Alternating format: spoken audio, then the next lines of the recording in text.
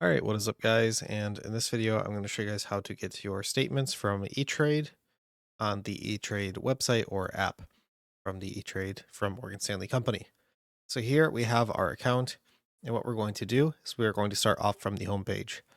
So you should be on this home page right now. You should, if you're not here, just make sure you're on us.etrade.com, and once you log in, this is where it should send you.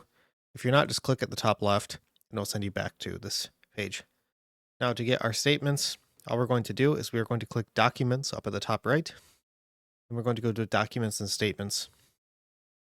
From here, we can see our trade confirmations, our general correspondence, or our tax documents, and our statements, and we can filter this by time frame, so we can get our yearly statements, our statements for previous years, for the last 30 days, for the last 10 days. From here, we can just get our statements. Let's just say I want a statement from the last 10 days. You would have to request one, but most of the time, if you ask for a statement from the last 30 days, you'll see your 30-day statement or 90-day statement.